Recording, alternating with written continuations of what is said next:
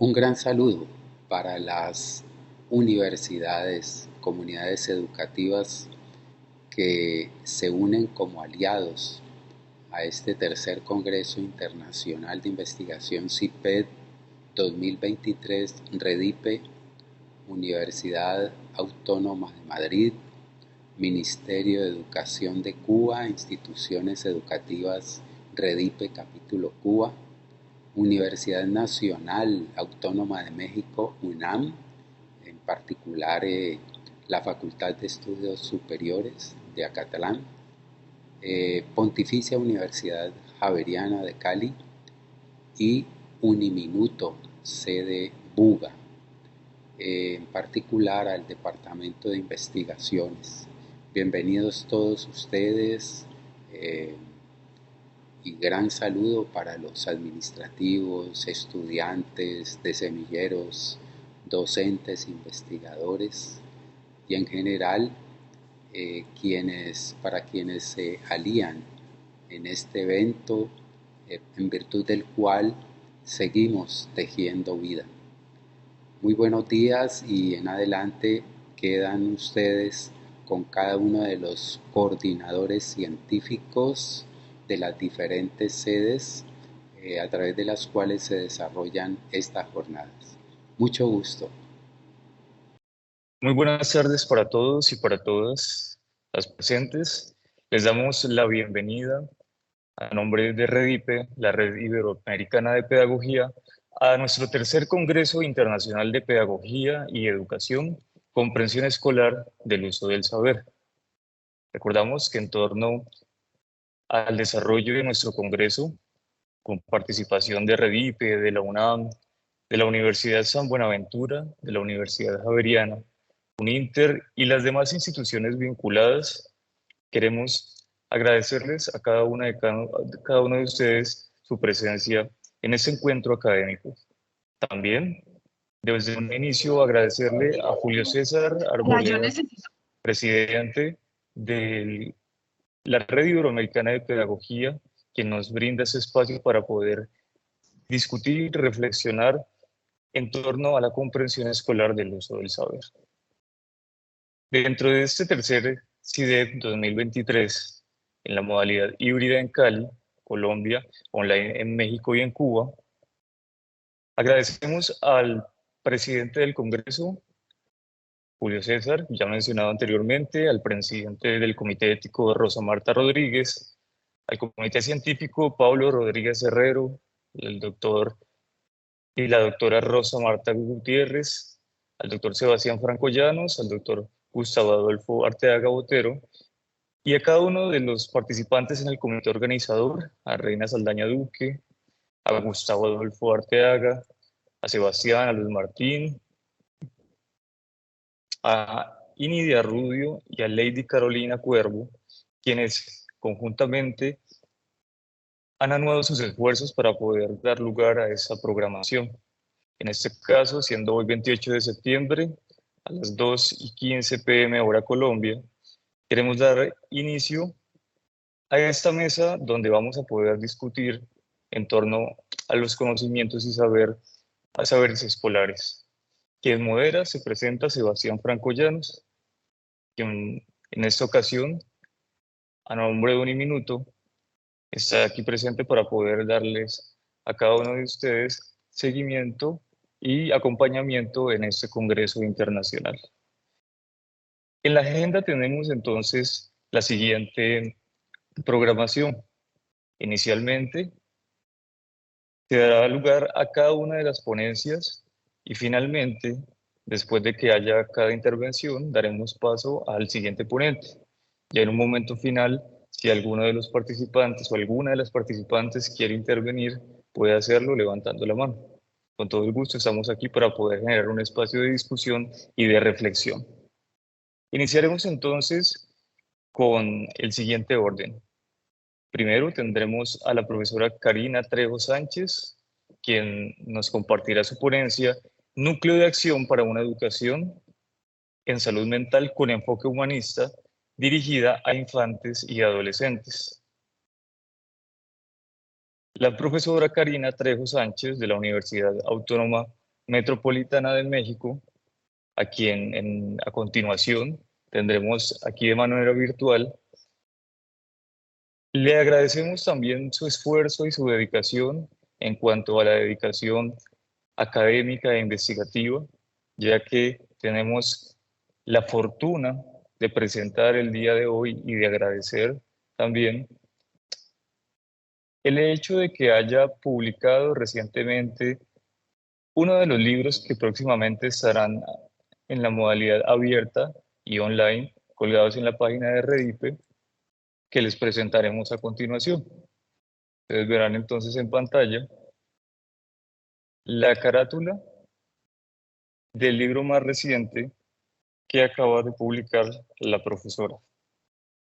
Brevemente queremos hacer una introducción de su trayectoria académica. La profesora Karina Trejo Sánchez es postdoctorada de la Universidad Autónoma Metropolitana, doctora en Derecho, con vertiente en Pedagogía por la División de Estudios de Posgrado de la Facultad de Derecho de la UNAM.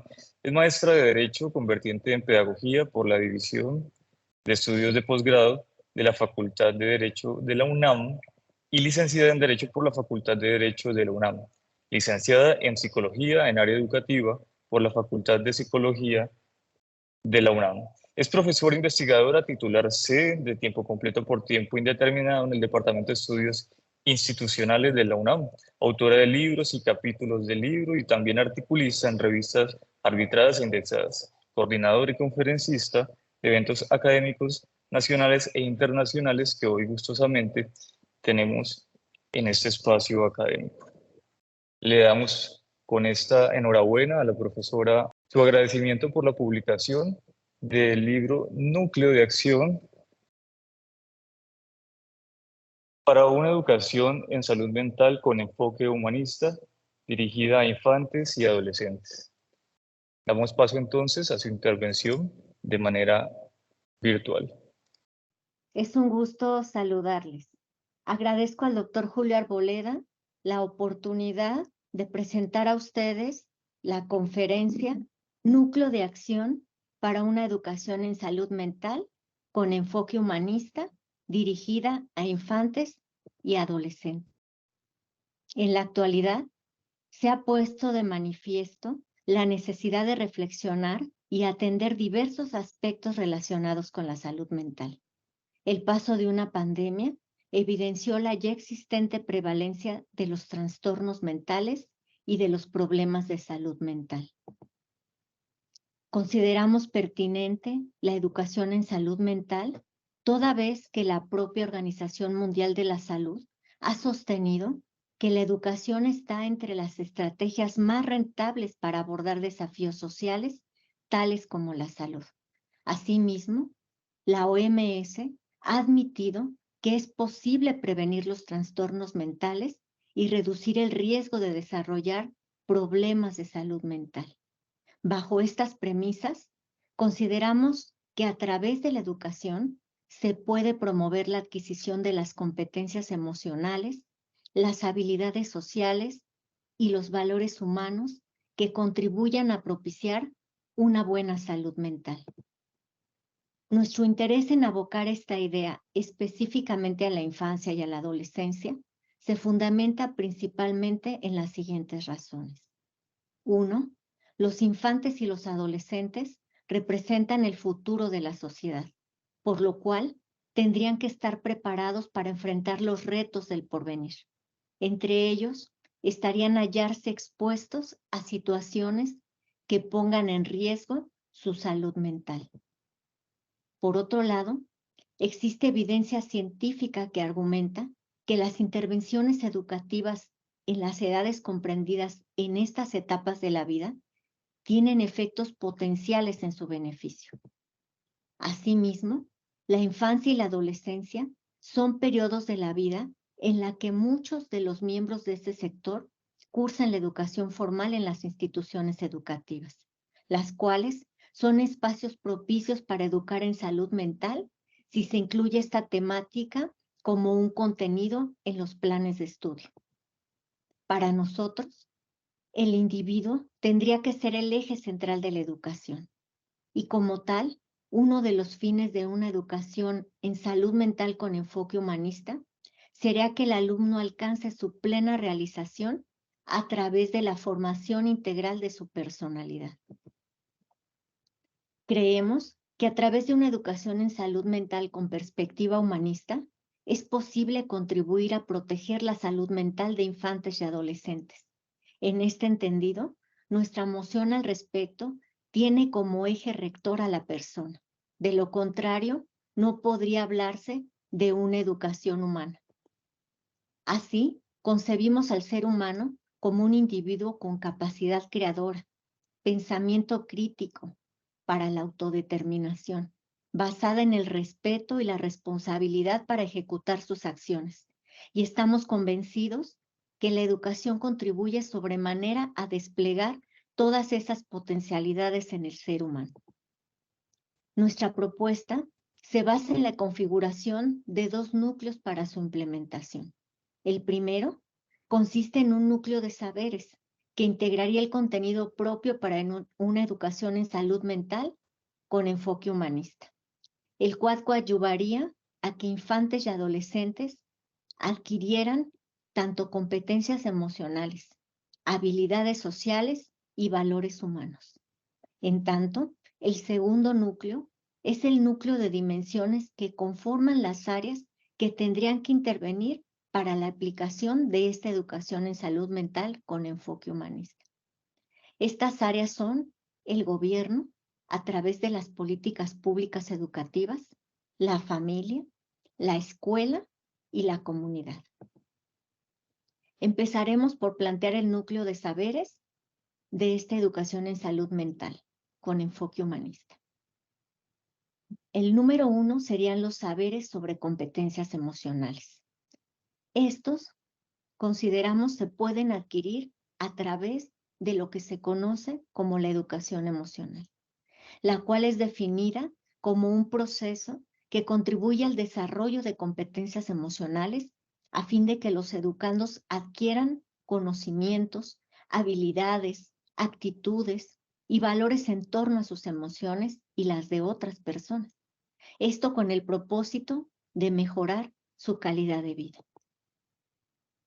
Podemos definir a las competencias emocionales como el conjunto de recursos que coadyuvan a pensar, a sentir y a actuar de una manera positiva en nuestra vida. Situación que tiene un valor incalculable en el desarrollo de la personalidad, que es una de las diversas manifestaciones de gozar de una buena salud mental. El segundo aspecto de este núcleo de saberes son los relativos a las habilidades sociales. Dichos saberes se pueden adquirir a través de la educación en habilidades sociales. Esta educación es definida como un proceso que coadyuva a propiciar una interacción sana y, por ende, una interacción armónica con los otros. Se ha definido a las habilidades sociales como diversos tipos de conducta que se exteriorizan en relación con las otras personas, mediante las cuales se expresan sentimientos, actitudes, deseos, opiniones y derechos. Esto de un modo adecuado.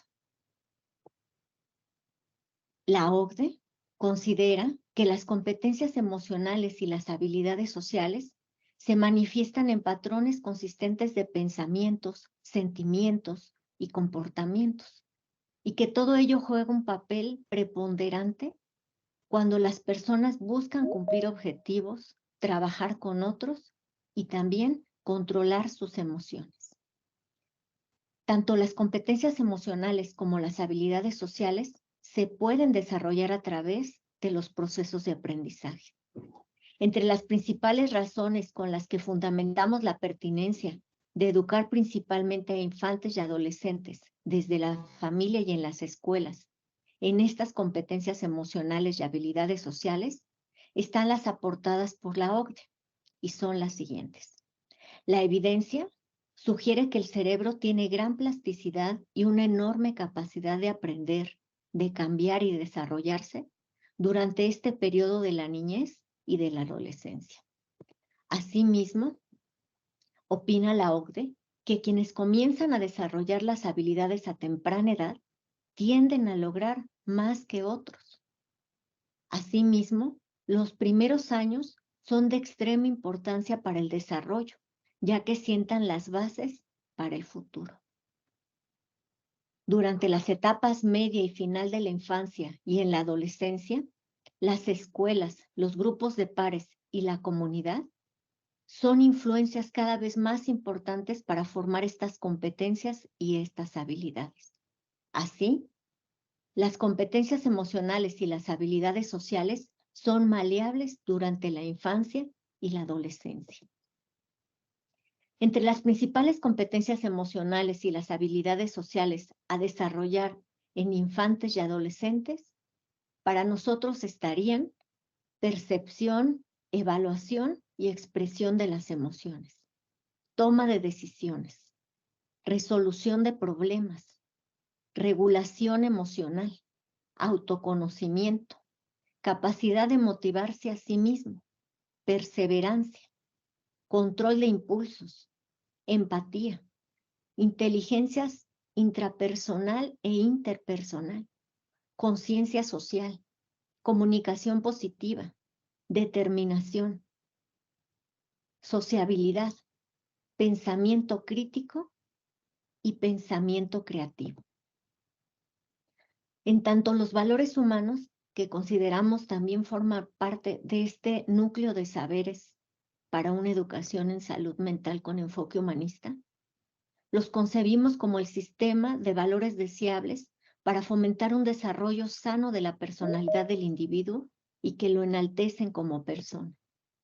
Estos saberes sobre valores humanos pueden ser propiciados a través de la educación en valores. Esta es un proceso que propicia que las personas construyan de una manera racional y de manera autónoma sus propios valores. Ahora, pasando a este otro núcleo de dimensiones para la aplicación de una educación en salud mental con enfoque humanista, dirigida a infantes y adolescentes, podemos decir que la salud mental se encuentra condicionada por factores concernientes al propio individuo, a la familia, a la comunidad e incluso a cuestiones institucionales. De ahí que nuestra propuesta considera estos aspectos como núcleo de ejecución para aplicar esta educación en salud mental con enfoque humanista a infantes y adolescentes. Así, las dimensiones que consideramos que podrían intervenir al respecto son el gobierno a través de las políticas públicas, la familia, la escuela y la comunidad. Empezaremos por el gobierno a través de sus políticas públicas. Dichas políticas públicas juegan un papel importante en la consecución de los fines educativos y podrían tener más valor e impacto social si se hiciera en ellas más énfasis en la educación en salud mental. Quienes las elaboran tendrían que estar capacitados constantemente en este rubro a fin de contar con información científica que les permita formular con base en los diagnósticos de la realidad los objetivos, las metas y las estrategias para la promoción de la salud mental, así como para su prevención a través de la educación. Sabemos que las políticas públicas educativas incluyen la planeación de la educación nacional, en la cual tendría que fomentarse la educación en salud mental para ser considerada como un tópico de contenido en todos los niveles del sistema educativo, pero con mayor énfasis en la escolarización para infantes y para adolescentes. Esto sin duda los prepararía con más herramientas para hacer frente a los desafíos del futuro. Tenemos también a la familia, que como sabemos es la célula básica de la sociedad, y en ella la infancia y la adolescencia ven en muchos casos influenciados sus pensamientos. Estos gestan diversas emociones y a su vez se propician determinados comportamientos, los cuales pueden ser positivos o negativos en función del entorno en que aquellos se desenvuelven. Asimismo, la familia también es un semillero de valores que guían la conducta y también son semillero de modelos para el ejercicio de las habilidades sociales que repercuten en las relaciones interpersonales. La educación en salud mental tendrá mejores resultados en beneficio de la niñez y de la adolescencia si se involucra a la familia en ella de manera directa. Los padres de familia tienen la posibilidad de propiciar un entorno en casa que favorezca una salud mental positiva. Cuando no cuenten con estas competencias, las podrían desarrollar con apoyo de la escuela. Justo la escuela es otro ámbito de desarrollo de los individuos que acuden a ella. Ahí pasan gran parte de su tiempo, conviven con los otros y experimentan variadas situaciones que les proveen aprendizajes de diversas índoles. Cuando en la familia no se conozca la relevancia que se tiene de educar en estos aspectos que favorecen la salud mental, como son las competencias emocionales, las habilidades sociales y los valores humanos, o aún sabiéndolos no poseen las herramientas personales para favorecer este tipo de educación, la escuela sería una alternativa de apoyo para ayudarles en este cometido. Desde la escuela, la educación con enfoque humanista contribuiría a favorecer en el alumnado competencias emocionales, habilidades sociales, a fin de alinear su comportamiento con aquellos valores que son propios de un ser humano responsable consigo mismo y con todas las demás personas. Hablando de los agentes educativos que participan en el contexto escolar, está en primer lugar el alumnado. En el paradigma humanista, se considera al estudiante como un ser con iniciativa, con necesidad de crecer, autodeterminado, activo y capaz de resolver problemas.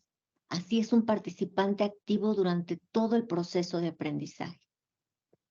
Estaría también dentro de estos agentes educativos el docente, que de acuerdo al humanismo en la educación, el profesor tomaría al individuo como la fuente de conocimientos más importante.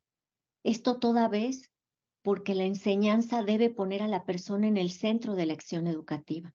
Así, el docente permite a los alumnos que aprendan mientras impulsa y promueve todas las exploraciones, experiencias y proyectos que estos preferentemente inicien o decidan aprender a fin de conseguir aprendizajes vivenciales con sentido.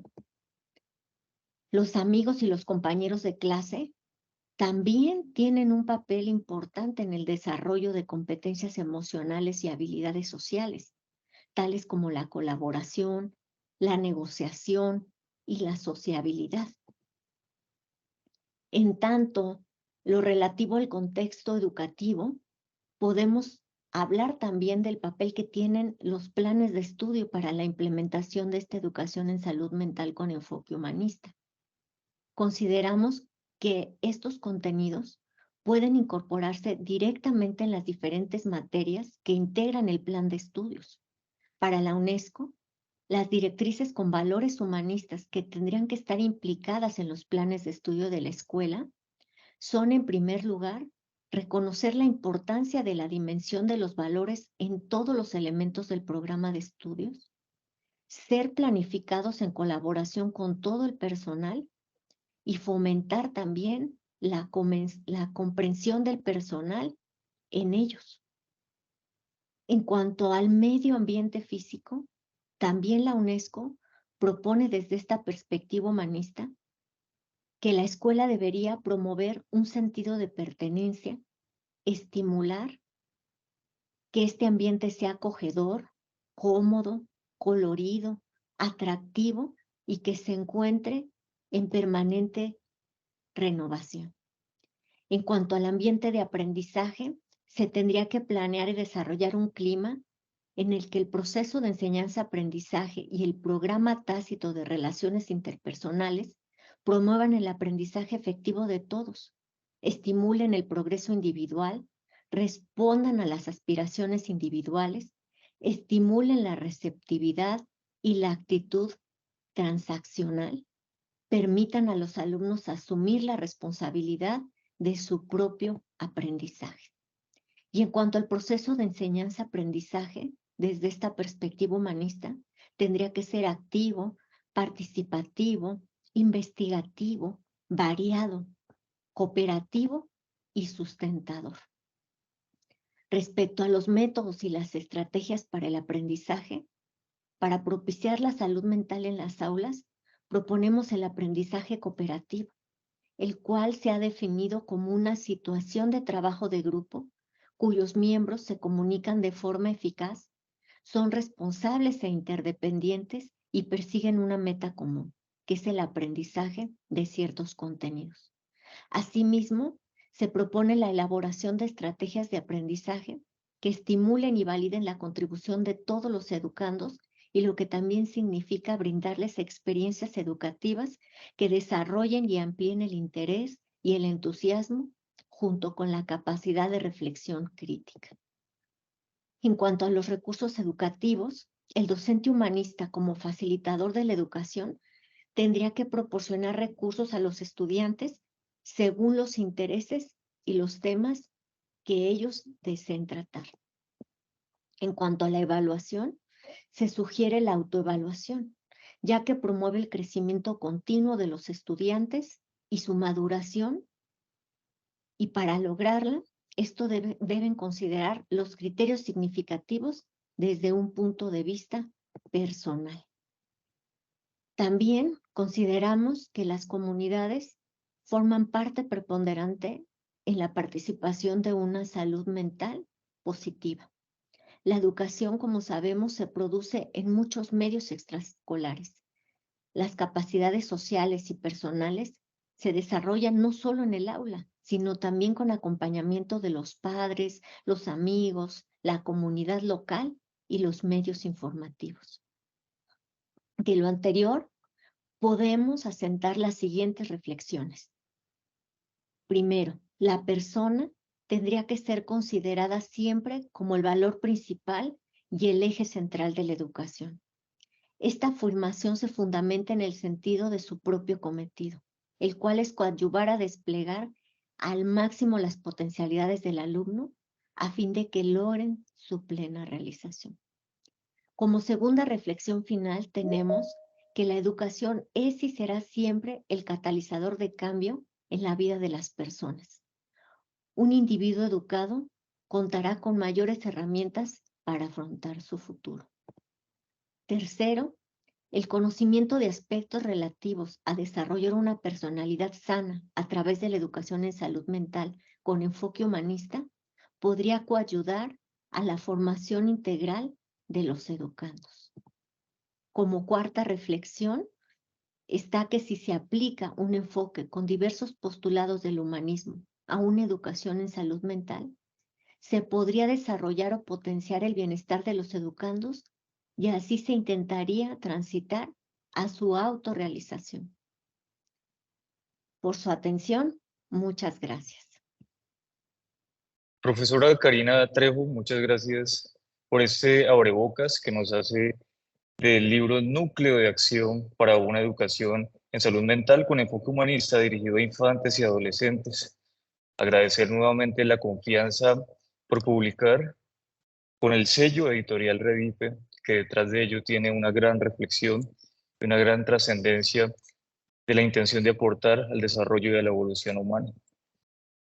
Luego de la intervención de la profesora Karina y de haber dado abiertamente el lanzamiento de su libro, el cual encontrarán próximamente dentro de la colección abierta online directamente dentro de la página web de Redipe, damos continuación a la programación con las intervenciones virtuales que se listan a continuación. Podemos dar paso a la siguiente conferencia, Desarrollo de Estrategias Pedagógicas para el Fortalecimiento en la Educación Rural. Mientras alistan la presentación, queremos presentar a las estudiantes Daniela Gómez Bedoya, Diana Sofía Jaramillo Martínez, Isabela Benia Praes, que hacen parte de la Corporación Universitaria Minuto de Dios, son estudiantes de la licenciatura en Educación Infantil de la sede UBA. A cada una de ustedes les damos la bienvenida y desde este momento cuentan con 15 minutos para el desarrollo de la presentación. Cuando ustedes dispongan, muchas gracias.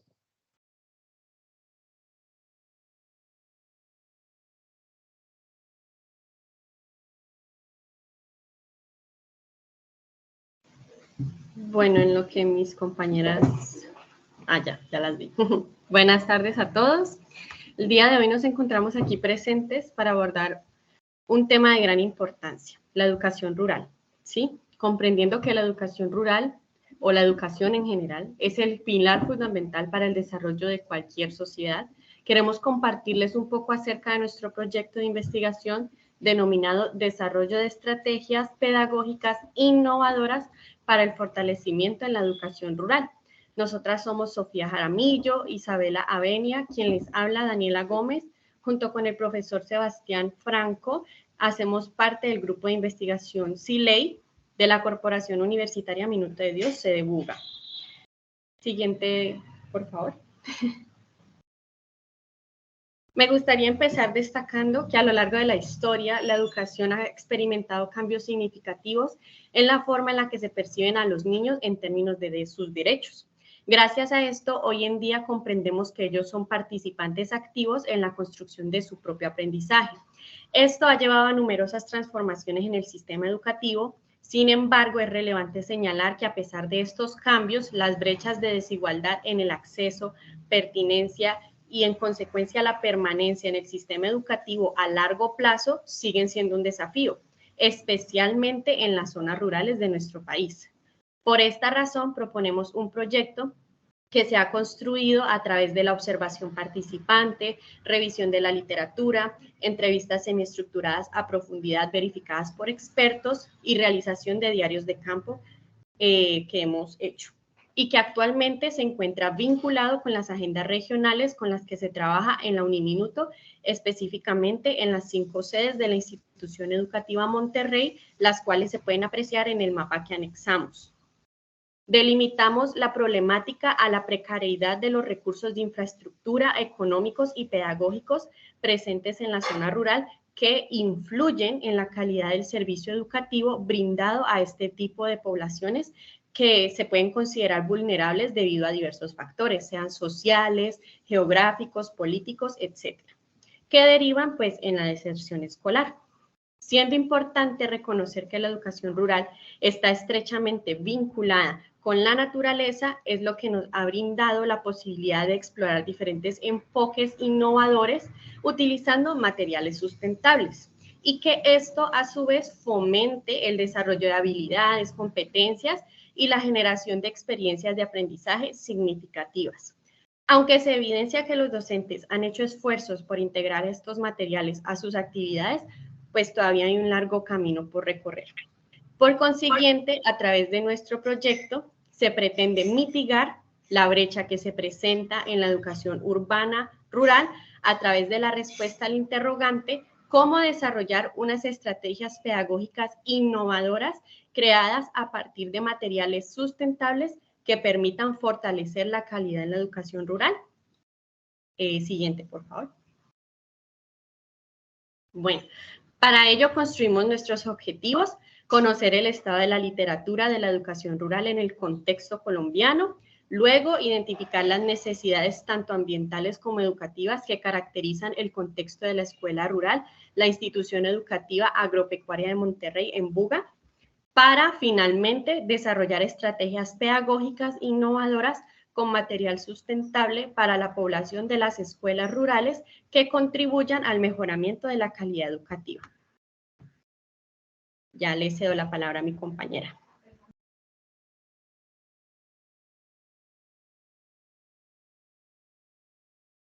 Buenas tardes, ¿me escuchan ahí? ¿Me pueden confirmar? Sí, Isa. Bueno, en cuanto al marco teórico, nosotras hemos construido con base a tres categorías. La primera es la educación rural, el cual queremos saber de qué trata y cómo es esta educación rural cómo es esta educación en la parte rural.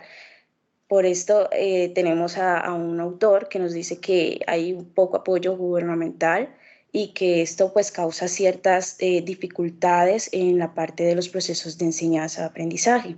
La segunda categoría son las estrategias pedagógicas innovadoras.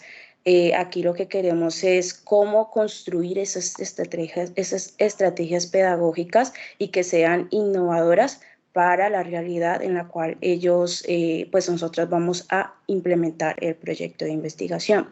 La tercera categoría son el modelo de escuela nueva. Aquí el modelo de escuela nueva, básicamente lo que nos habla Colbert son como esas estrategias, cómo podemos buscar esas estrategias que sean concretas e intencionadas para la realidad a la cual nos vamos a enfrentar allá en el contexto rural, porque el contexto o la escuela nueva, el modelo, es una escuela multigrado en donde hay 1 o 3 docentes con diferentes tipos de niveles de niños y niveles educativos a la cual pues ellos van a implementar como esta enseñanza. Bueno, disculpa Isabela, no estamos viendo la presentación, por si de pronto... Ok, ¿allí la ven? Sí, ahí ya. Sí, allí la estamos viendo nuevamente. Listo. Bueno, en Muchas cuanto gracias, al puedes continuar. Listo.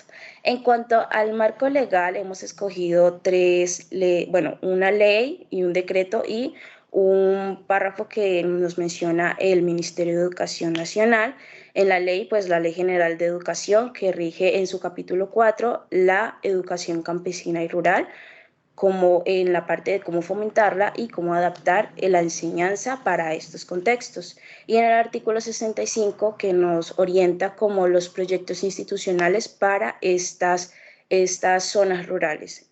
En el decreto 1490 tenemos el aprendizaje activo en estos contextos, la relación de escuela y comunidad, cómo podemos establecer como esa comunicación entre estas dos entidades que comparten lo que son los niños y las niñas y los jóvenes también. Ya el MEN en el 2017 mencionaba como ese proceso pedagógico intencionado y planeado que hace que promover el desarrollo de los niños y las niñas de acuerdo pues a las realidades y singularidades que ellos presentan en el contexto en el cual ellos pues están inmersos. La siguiente diapositiva, por favor. Bueno, la metodología. Para la metodología del proyecto de investigación que estamos realizando, nosotros escogimos el enfoque cualitativo y el diseño de investigación-acción participante, debido a que nosotros nos queremos involucrar durante todo el proyecto y el campo de estudio en el proyecto como tal de investigación. Queremos hacer parte de él, queremos poder contribuir de manera más personal y poder también adentrarnos como a compartir de ciertos saberes y que ellos también nos puedan retroalimentar desde lo que ellos tienen, desde sus conocimientos previos. Los instrumentos que se van a utilizar son la revisión documental. Aquí la revisión documental está basada en los artículos, los trabajos de grado o libros que se han consultado para crear toda la parte teórica del proyecto. La entrevista semiestructurada a profundidad que se realizó a los profesores de la escuela de la institución educativa agropecuaria de Monterrey y la observación participante que se realizó con las actividades que se han hecho en las diferentes sedes de la institución. Le cedo entonces a mi palabra a mi compañera Sofía.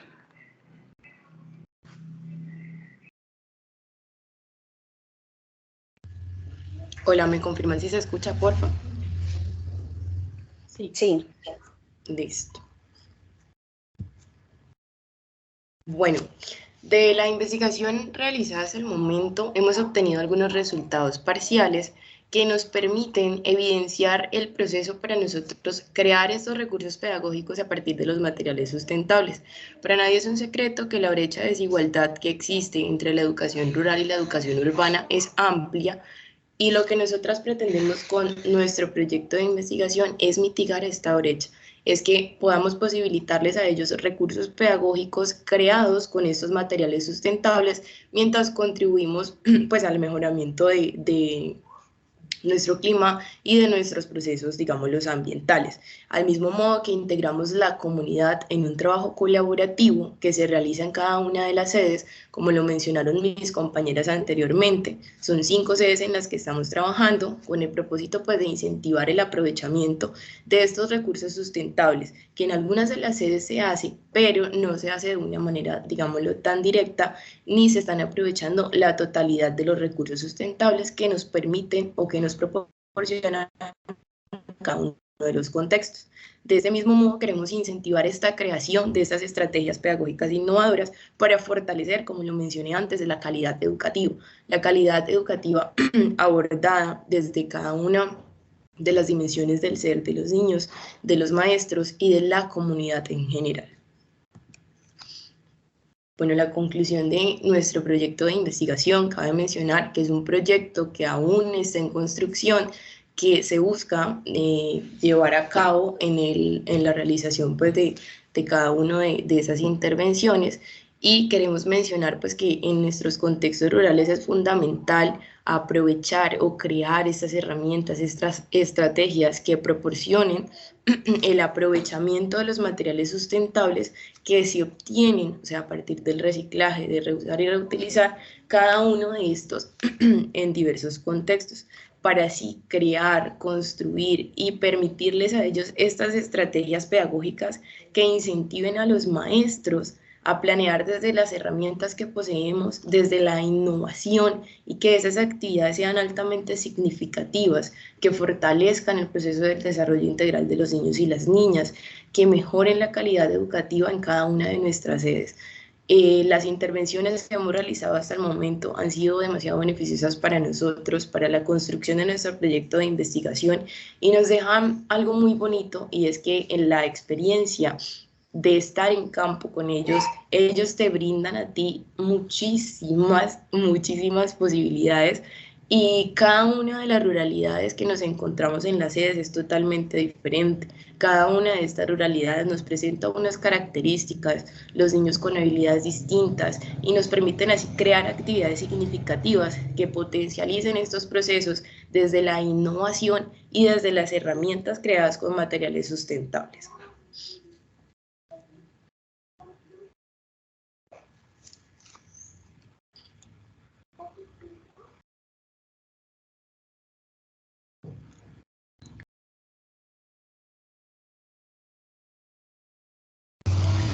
No sé si alguna de mis compañeras quiere hacer algún otro aporte, o si hay alguna duda sobre lo que hemos hablado hasta el momento y queramos clarificar. Sofi, ¿puedes mostrar las imágenes que están y los anexos? Por favor.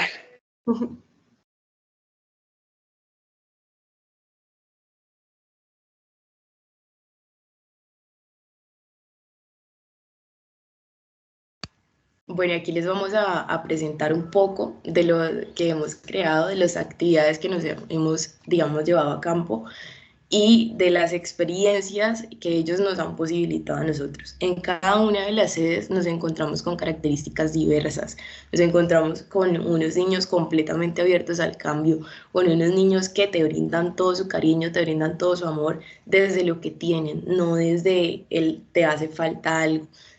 Son niños demasiado amorosos que tienen una capacidad de asombro increíble, y así como se pueden ver, bueno, aquí en algunas de las imágenes, cada uno de los contextos te posibilita una cantidad infinita de materiales, de recursos, de experiencias, que yo creo que ha sido lo más gratificante de nuestro proyecto de investigación.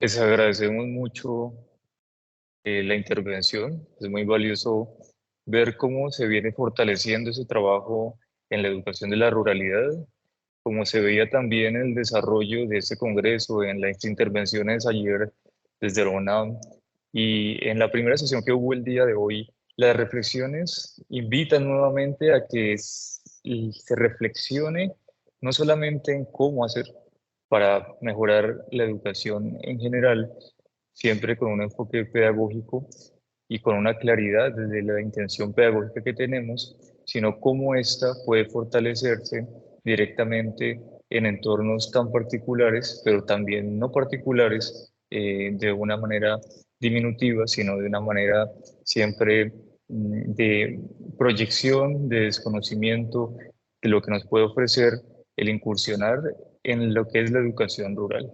Con eso entonces les agradecemos la participación a cada una de ustedes. Pueden dejar de compartir pantalla mientras le damos paso a la conferencia Estrategias lúdicas mediadas por las TIC para el fortalecimiento de las competencias ciudadanas en los niños y niñas del Hogar Infantil Mi Pequeño Mundo, ubicado en el municipio de Ginebra Valle.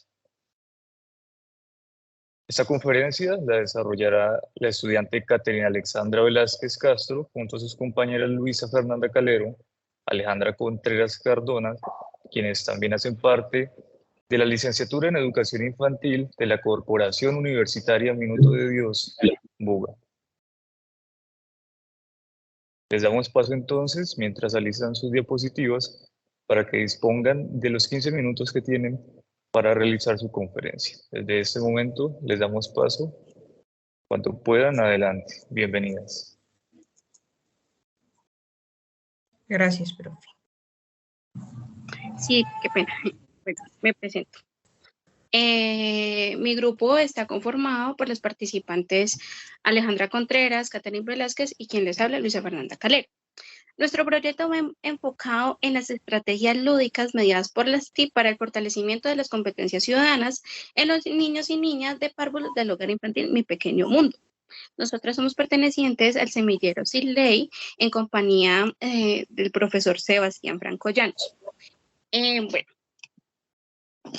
nos queremos dar un acercamiento acerca de cómo esas estrategias lúdicas nos orientan a construir escenarios de participación desde una edad temprana.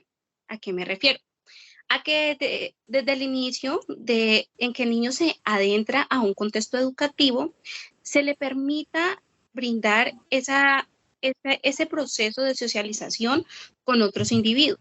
Entonces, de ahí parte la necesidad de fomentar esas estrategias que orientan a las competencias ciudadanas, que en pro le brindan a los niños las herramientas necesarias para socializar, para el reconocimiento de su identidad, para que obtenga una autonomía y sepa relacionarse con los demás individuos. Entonces, les leo.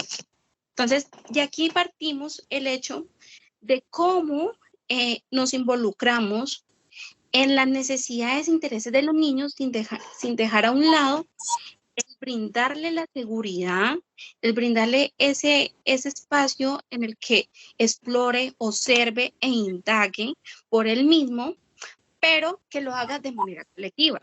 Entonces aquí, nuestro marco teórico, nos hablan de unas estrategias lúdicas. Villarreal nos dice que la lúdica es una estrategia para el desarrollo de la convivencia pacífica en la educación.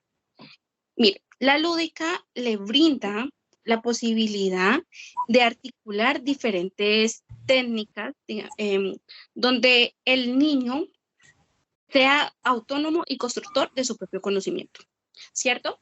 Entonces tú, a partir de que él juegue, a partir de que él cree, él comienza a relacionarse con su contexto, pero también necesita de un apoyo. Y es ahí donde influye mucho lo que es mi relación con el otro, las relaciones interpersonales y las habilidades en lo de en la comunicación. Listo. Tenemos también lo que son las competencias ciudadanas. León y López nos dicen que la formación de las competencias ciudadanas en preescolar nos ayuda a fomentar el respeto, porque principalmente partimos de una sociedad cambiante, ¿sí?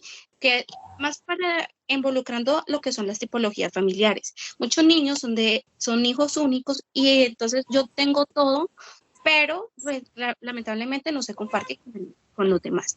Entonces, de ahí parte el fortalecimiento también de esos valores, el solidarizarme con la otra persona, el cumplir con mi deber y no pasar por encima de la otra persona. Entonces, desde esta primera etapa, nos damos cuenta de que el niño aprende a compartir, de que si mi compañero está llorando, ¿por qué? Que me dé esa alternativa de replantearse por qué pasa esto, por qué hago esto, qué consecuencias tienen mis acciones. Y nos vamos también a las TIC, ¿cierto? Que es que estamos en una nueva era en donde las TIC vienen a quedarse. Entonces, desde la primera infancia debemos de comenzar a articular ese proceso de nuevas alternativas. Las TIC nos ofrecen muchas herramientas en donde podemos articular de traer de lo que está plasmado, desde lo que está lo virtual a lo presencial. Tú puedes crear diferentes juegos con las herramientas como lo es PowerPoint y darle al niño digamos, un espacio innovador, que no nos delimitemos y nos quedemos solamente con, listo, tenemos sus juegos, pero entonces, ¿cómo los puedo innovar y cómo le puedo brindar al niño ese reconocimiento de su contexto y el cómo actuar en relación con su entorno? Y que prevalezca lo que son las relaciones interpersonales acorde pues con sus necesidades e intereses, que sepamos convivir, que se preparen para un nuevo espacio.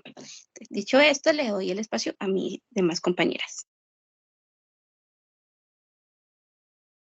Bueno, muy buenas tardes. Ya teniendo en cuenta esa aclaración, esa pequeña descripción de cuál fue esa problemática y cuáles son esas categorías de análisis que tiene esta investigación. Entonces, ahora partimos de cuál va a ser nuestro objetivo de investigación, ¿sí? Ese objetivo general del cual partimos es diseñar esas estrategias lúdicas que estén mediadas por las TIC para el fortalecimiento de las competencias ciudadanas en el hogar infantil y pequeño. Entonces, ya de aquí empezamos a mirar cuáles van a ser esas etapas, esos procesos que debemos desarrollar para dar cumplimiento o llegar, digamos, a cumplir ese objetivo, esa meta trazada. Entonces, empezamos primero con una identificación. Para nosotros fue primordial tener un acercamiento como tal con la población a la cual se va a trabajar, con las diferentes maestras, y realizar ese primer acercamiento e indagar cuáles son esas causas, esas consecuencias, por qué se está derivando, digamos, en la problemática y de qué manera nosotros podemos aportar, ¿sí? Como mirar cuál es el punto de inicio y a partir de allí mirar cuáles son las herramientas necesarias para nuestro cumplimiento de nuestro objetivo. Entonces, primero identificamos cuáles eran esas competencias que se deben de fortalecer, teniendo en cuenta que la población con la cual se va a trabajar es párvulo. Entonces, debíamos de ser muy conscientes que la edad con la cual estamos trabajando, los niños apenas están teniendo ese primer acercamiento para socializar con el otro. Entonces, aquí nos planteábamos que, porque si es el primer, digamos, el primer espacio que tiene el niño, además de socializar con la familia, y llegar a socializar con el otro en el jardín, ¿por qué no intervenir desde este momento uno? ¿Sí? ¿Por qué debemos esperar que el niño esté más grandecito y no aprovechar este momento donde el niño apenas está en esa adquisición de socializar con el otro, de aprender a respetar? ¿Sí? ¿Por qué no iniciar desde aquí? Entonces, lo trazamos con esta población por esa misma razón. Después, determinamos cuáles eran esas estrategias que estaban acorde a la necesidad. Claramente debíamos realizar una búsqueda exhaustiva de qué otros autores, qué otras investigaciones se habían realizado referente a esas estrategias lúdicas, que si les había funcionado, si no, para no partir desde cero, y contamos con la gracia de hoy en día de tener repositorios y lugares, ¿sí? En los cuales consultar todo tipo de investigación y artículos y documentos para empezar, digamos, a nutrir esta investigación, ¿sí? Entonces, para determinar fue necesario indagar profundamente en trabajos, mirar si esos objetivos concuerdan con los que nosotros nos hemos trazado y de qué manera ellos los realizaron. Porque, ¿qué es lo bueno de la investigación? Mirar, digamos, qué ha fallado, qué ha pasado con las otras investigaciones y preguntarnos el por qué tal vez no funcionó para no cometer ese mismo error. Porque la idea es buscar buscar y llegar a ese objetivo trazado. Entonces, después de, vamos a diseñar esas estrategias, ya después de haber ahondado y mirado qué nos sirve, qué no nos sirve, qué está acorde con las necesidades, teniendo en cuenta los gustos, los intereses de los niños, o sea, la población con la cual vamos a trabajar. Entonces, ahí sí sentarnos y mirar y diseñar esas estrategias lúdicas, que van a estar mediadas por las TIC, como lo mencionó mi compañera. No podemos dejar de lado las TIC, y entonces tal vez alguna incógnita que puede quedar en el momento es, bueno, pero si yo necesito socializar con el otro, ¿cómo por medio de una herramienta TIC ustedes me certifican o me verifican que el niño las va a poder fortalecer o las va a poder trabajar? ¿Sí? Eso es lo lindo de esta investigación, y es que no nos quedamos solamente con el hecho de utilizar las TIC, sino cómo traer eso que elaboramos a la realidad, o cómo llevar la realidad al manejo de las TIC, ¿sí? Para que se vuelva también más llamativo para el estudiante, para el niño. Y finalmente tenemos evaluar ese impacto, mirar si fue pertinente o no fue pertinente las propuestas, realizar las modificaciones, porque es necesario también mirar cuáles fueron esos puntos débiles de la propuesta, qué se puede mejorar y tener en cuenta para mirar si se cumplió o no se cumplió con ese objetivo general de la investigación. Bueno, entonces ahora sí, ya de pronto ahondando, digamos, con este objetivo general, entonces empezamos con la metodología que se utilizó para poder iniciar la investigación. Y primeramente es aclarar que es con un enfoque de investigación-acción, ¿sí? Que somos partícipes de este contexto, y que es de carácter cualitativo, lo que significa que nosotras vamos a tener en cuenta esas opiniones, esas situaciones que se ven reflejadas en el contexto educativo, y es lo que nos va a permitir avanzar en el desarrollo de la investigación. Entonces, ¿qué instrumentos utilizamos? En un primer momento era necesario la observación, ¿sí? Era necesario mirar qué era lo que estaba pasando, cuáles son las herramientas que se están utilizando, cuáles son los factores del entorno, el contexto familiar, porque todo esto se involucra en este proceso. Después, realizar ese análisis documental de las estrategias lúdicas que se han desarrollado a lo largo del tiempo, ¿sí? Mirar qué ha servido, qué no ha servido. Ese espacio como tal del análisis documental es algo que demanda mucho tiempo en usted poder analizar, mirar cuáles son esas estrategias que han utilizado, si les ha servido, si no, qué te aporta esa investigación a tu investigación para que puedas nutrirla. Sí, es como a partir de esas investigaciones que ya se realizaron, tú puedes coger pequeñas cosas e irlas fortaleciendo y por allí direccionar en la investigación. Entonces es una parte fundamental. Y también porque de aquí parte el desarrollo de el diseño de esas estrategias, ¿listo?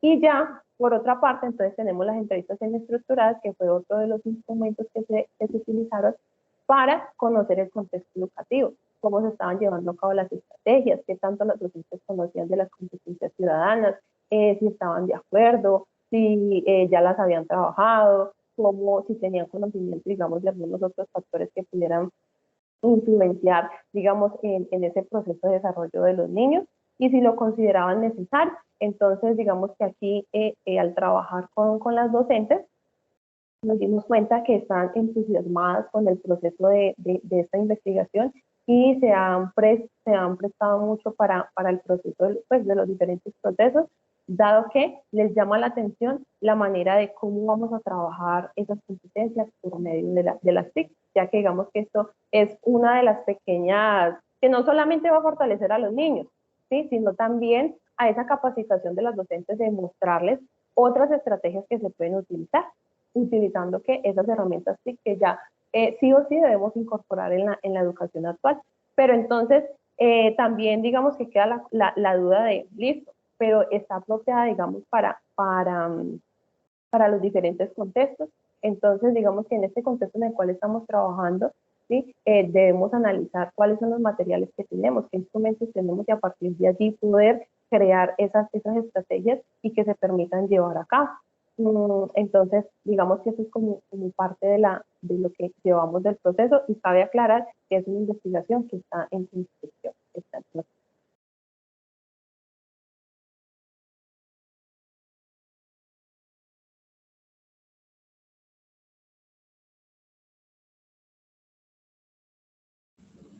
Bueno, ¿me escuchan bien?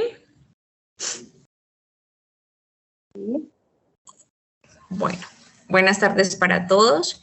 Espero que estén bien. En cuanto a los resultados que tenemos, bueno, resulta que estos nos indican que existe una variedad de estrategias lúdicas mediadas por las TIC, ¿sí? Que son pertinentes para el contexto educativo con el cual se está trabajando. Entonces, dentro de estos resultados, tenemos mejorar las relaciones interpersonales, que es algo fundamental desde que estamos pequeños.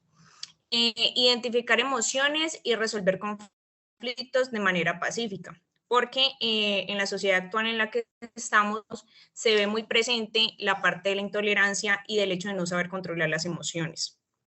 También está desarrollar y estimular las habilidades comunicativas. Nosotros como seres humanos a veces no sabemos expresarnos, no sabemos manejar, como dije anteriormente, las emociones, y eso es algo que se debe trabajar desde la infancia.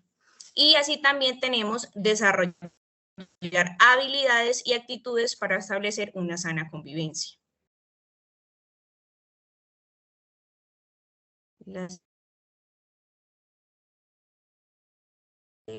Compañera. Bueno, para concluir, ustedes saben que actualmente en la sociedad se ve muy reflejado actitudes y el mal manejo de emociones de nosotros como personas. Es algo que deberíamos trabajar desde muy pequeños, incluso desde antes de nacer. Es importante para la madre crear espacios en los cuales se pueda fortalecer los valores y demás.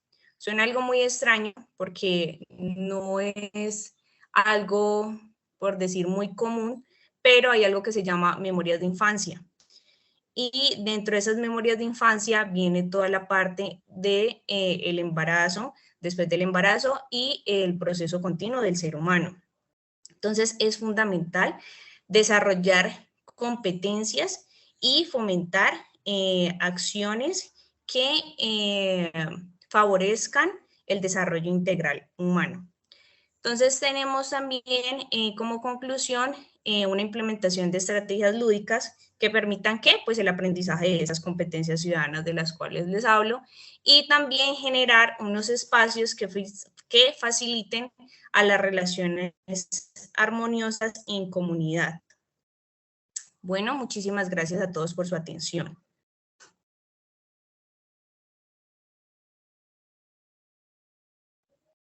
Bueno, de pronto ya para dar, Muchas gracias. nos queda tiempo, ya nos pasamos. Adelante, puedes usar ese tiempo. Bueno, ya como para dar el cierre, pues como todo a este proceso, cabe mencionar que esa palabra competencias incluye muchos aspectos, ¿sí? De manera tal que no queremos abarcar solamente uno de ellos, sino trabajarlos de manera conjunta, dándole prioridad a todos, porque consideramos que es necesario, ¿sí? Entonces, como lo mencionaba mi compañera, pues es un trabajo que se desarrolla poco a poco, pero que tiene un objetivo muy claro, y que es cómo por medio de las herramientas TIC, que es a lo cual los niños hoy en día se encuentran tan inmersos, y digamos que en el contexto familiar se ha utilizado digamos, una herramienta, ¿sí? Pero no ha sido utilizada de la mejor manera. Entonces, teniendo en cuenta este factor, es a lo que nosotros nos impulsamos a también ofrecerle a los padres de familia, mostrarles que las TIC, el celular, el computador, ¿sí? Son una herramienta tan valiosa que pueden ser manejadas de otra manera, solamente que les pueden entretener, ¿sí? Entonces era como para dar esa experiencia. Ven, yo te agrego otra cosa. O sea, y es muy importante querer innovar en esos espacios, ¿sí? Que el niño explore y experimente, pero también que involucremos a las familias, que las familias sean parte de la construcción de estos aprendizajes, que a partir de las experiencias podemos lograr ese fortalecimiento de las competencias ciudadanas. Y ya, muchísimas gracias. Muchas gracias a todos por su intervención con esta conferencia que aborda las TIC, la importancia de trabajar las competencias desde los primeros pasos que son las etapas iniciales de la educación. Dando continuidad al tercer Congreso Internacional de Pedagogía y Educación, Comprensión Escolar del Uso del Saber, vamos a dar paso a la siguiente conferencia titulada Viajando al corazón de la montaña para conocer el lenguaje en Vera. Una investigación que resulta en conferencia desarrollada por las estudiantes Sandra Marcela Bedoya Lozano, Luz Karime Ramírez Gómez y Derly Joana Bejarano Agudelo, quienes a continuación y en representación de la Corporación Universitaria Minuto de Dios de Buga, licenciatura en Educación Infantil, nos compartirán sus palabras y sus saberes a partir del desarrollo de su investigación. En cuanto tengan todo preparado, tienen ustedes la palabra. Bienvenidas. Al inicio, bueno, cordial saludo para todas, para todas las personas que nos acompañan en este espacio. Bueno, mi nombre es Sandra Marcela Bedoya. El nombre de mis compañeras es Luz Karime Ramírez Gómez y Derly Joana Bejarano Agudelo. Este trabajo de investigación se ha realizado bajo la tutoría del docente Sebastián Franco Llanos. Profe, ¿puede cambiar por favor la presentación? Pasar la otra. Bueno, inicialmente este trabajo de investigación hace énfasis en lograr marcar un precedente en los estudiantes que se forman como educadores en nuestro país. La educación como un derecho fundamental de la vida que sí puede transformar las diferentes realidades que viven los niños y las niñas de las zonas urbanas y en ese sentido debe atravesar esas barreras de inequidad. Es ahí donde se inicia esta investigación con las comunidades indígenas, quienes históricamente han vivido el genocidio debido a la hegemonía política, social y epistemológica, y esto ha conllevado a que se hacen las banderas de lucha para trabajar por un marco normativo donde se considera la educación propia como un derecho mayor. Por consiguiente, vamos a profundizarnos en esta comunidad.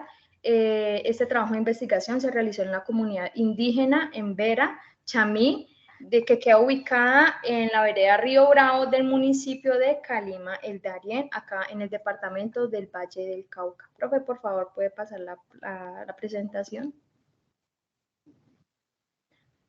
Bueno, esta zona es una zona rural, queda a 3 horas y media del casco urbano del municipio de Calima, el Darién. Y una de las actividades económicas son las actividades agrícolas, además de las artesanías. Por favor, cambia la presentación. Ya. Bueno, el problema de investigación es actualmente el desvanecimiento del arraigo ancestral de las comunidades indígenas, enfáticamente en el lenguaje. El lenguaje de estas comunidades actualmente se encuentra en vía de extinción. Se ha hecho un pronóstico que en 10 años esta comunidad indígena que queda ubicada en esta zona no va a hablar el lenguaje. Se va a unir a los pueblos que históricamente han perdido ese arraigo ancestral enfáticamente en la oralidad lingüística. Entonces, nuestra pregunta de investigación que nos convocó es cómo a través de la literatura en educación infantil se puede incentivar a que los niños en Vera Chamí logren aprender y hacer uso de ese idioma originario. Por favor, pasa la presentación. Acá podemos ver un poco el contexto de esta escuela que queda ubicada en la vereda de Río Bravo. Por favor, la pasa.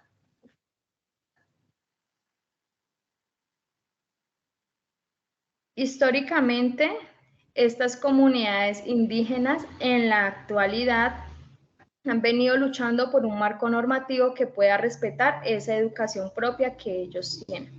Entonces, nuestro objetivo general es diseñar una propuesta pedagógica mediante las estrategias literarias que logren fomentar esa identidad cultural a través de ese idioma originario, de la educación propia, que nos pueda abarcar esa educación propia que ellos tienen como pueblo indígena, en los niños indígenas del resguardo en Verachamí. Ya le doy paso a mi otra compañera.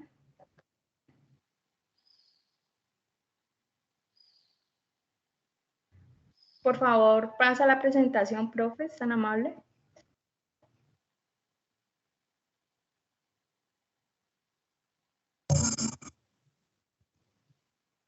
Buenas tardes para todas, para todos, un cordial saludo.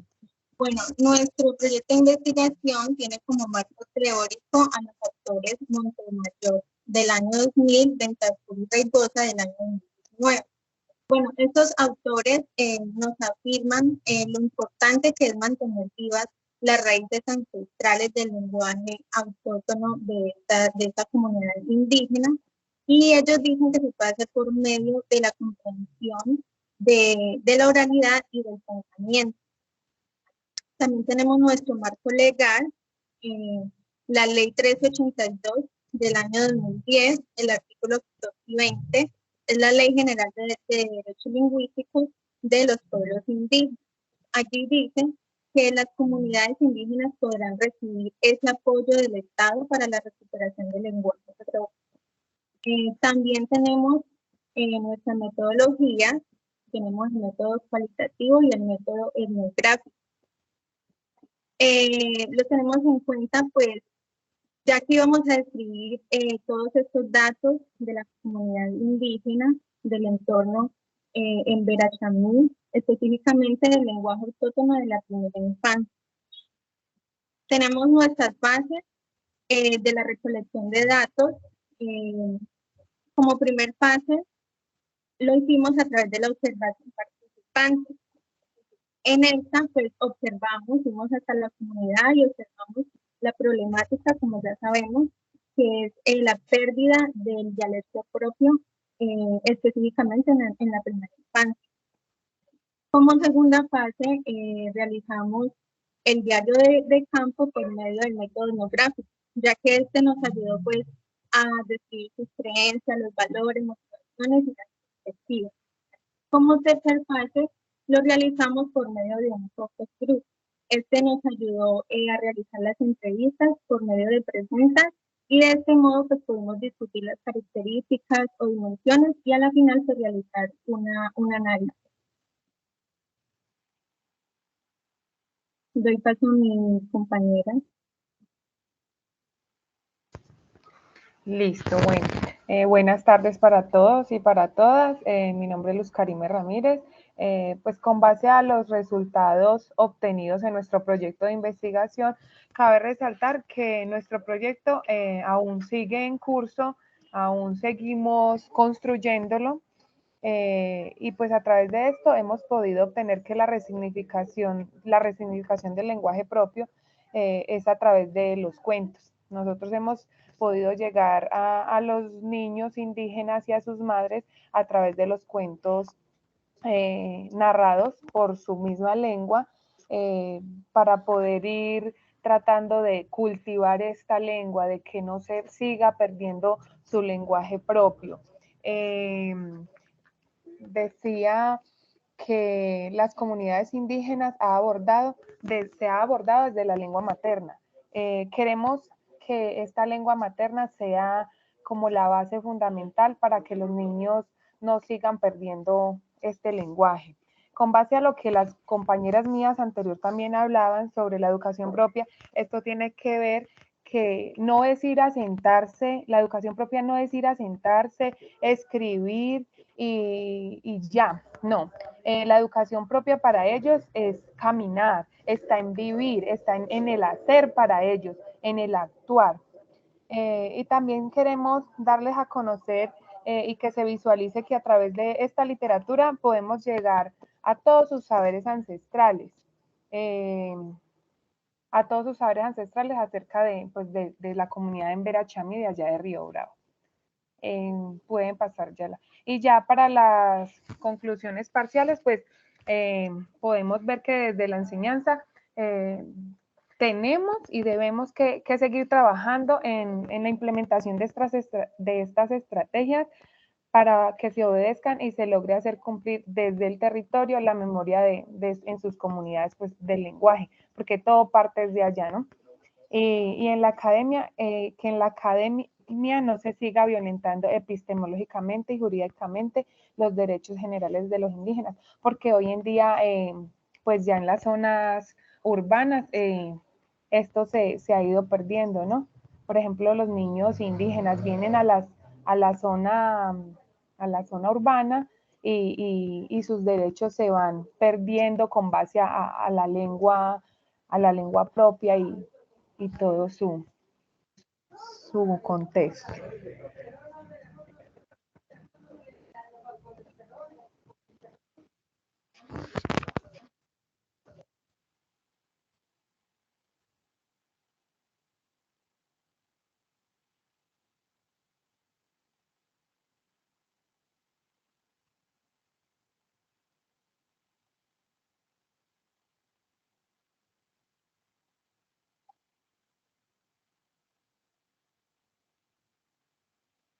Muy bien, muchas gracias por la conferencia.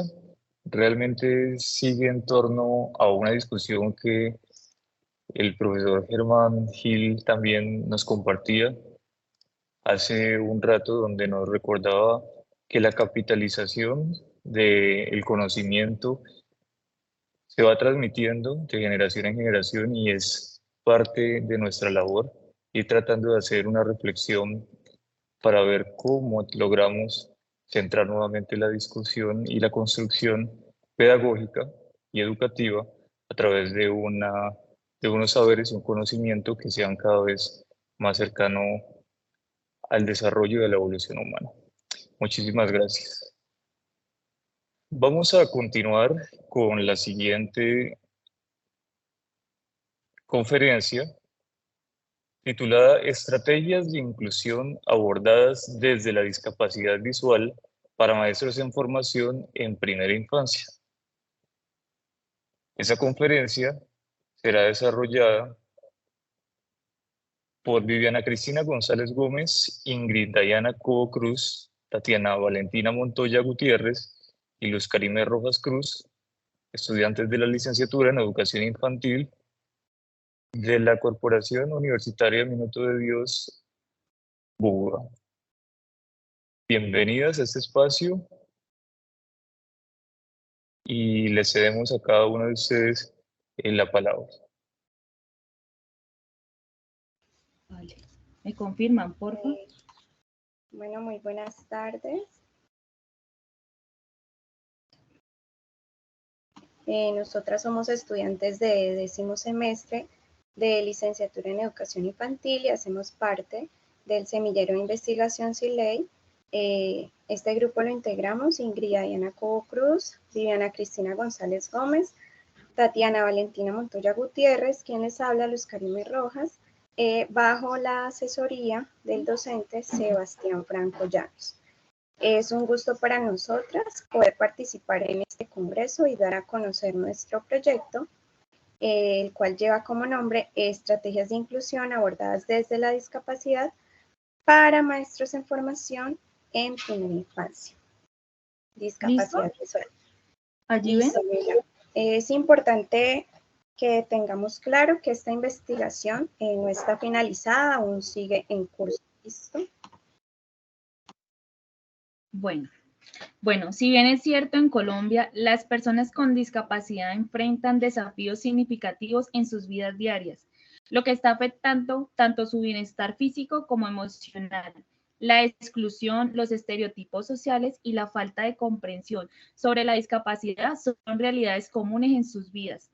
Este escenario se refleja también en el ámbito educativo, donde la exclusión social y la educación es una preocupación creciente, especialmente en América Latina, una región marcada por esa desigualdad. Estas dificultades generan problemas importantes en la educación de los niños y adolescentes con discapacidad, quienes deben superar barreras actitudinales que violan sus derechos y limitan su integración en la sociedad. Aunque el sistema educativo en Colombia enfrenta desafíos para adaptarse a las diferencias, la inclusión educativa está ganando relevancia. Sin embargo, aún no es suficiente para transformar los estándares de calidad en esa educación, especialmente para los niños con discapacidad visual. Bueno, esta investigación nace de la reflexión sobre los desafíos que enfrentan las personas con discapacidad en Colombia, especialmente en el ámbito educativo. La exclusión social y educativa es una inquietud creciente en América Latina y Colombia, marcada por desigualdad donde se ven reflejada esta problemática. Las personas con discapacidad, en particular aquellas pues con discapacidad visual, a menudo se ven privadas de oportunidades que afectan su calidad de vida. Esta investigación se centra principalmente en la discapacidad visual, influenciada por la experiencia personal de una de las investigadoras, donde se destaca pues la importancia de adoptar como el modelo social de la discapacidad, que implica pues la responsabilidad compartida entre la familia, la escuela y la sociedad. La ONU destaca la necesidad de asegurar una educación inclusiva y de calidad para todos los niños, incorporando estrategias integrales y reconociendo el juego como un valioso recurso. Subrayando la importancia pues de esta, se transforma las realidades educativas hacia las aulas más inclusivas, donde se reconozcan las diferencias como oportunidades para enriquecer el aprendizaje y construir una educación significativa y de calidad. Muy bien, podemos continuar entonces.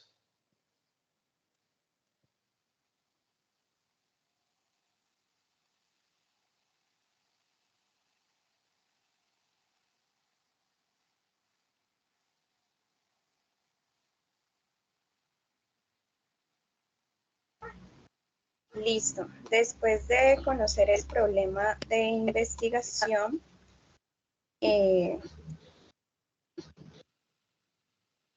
vamos a marcar el camino o a demostrarles el camino que hemos marcado pues a partir de estos objetivos. Como meta principal nos planteamos el poder proponer estrategias en la formación de maestros para fortalecer los procesos de educación inclusiva en niños y niñas con discapacidad visual, en donde en la Corporación Universitaria Minuto de Dios, sede Guadalajara de Buga, con los docentes en formación. Para poder alcanzar este objetivo general, hemos trazado obviamente unos específicos que nos van a ayudar a poder alcanzar ese general.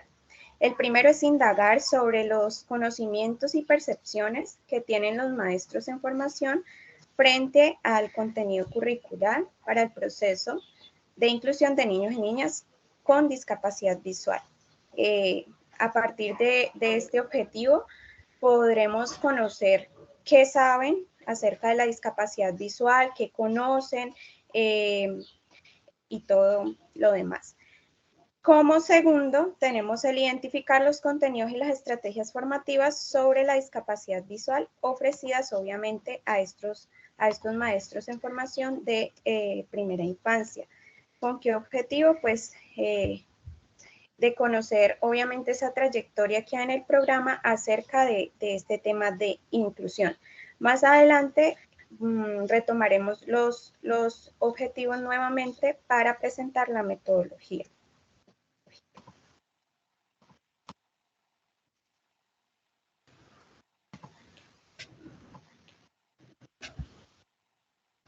Continúa mi compañera Viviana. Ahora bien, gracias. En el marco legal, pues hemos tenido unos referentes que han sido la Ley General de Educación, la Ley Estatutaria 1618 y el Decreto 1421 como principales referentes a nivel legal para hablar un poco de lo que ha sido la reglamentación en Colombia frente a los procesos de educación inclusiva.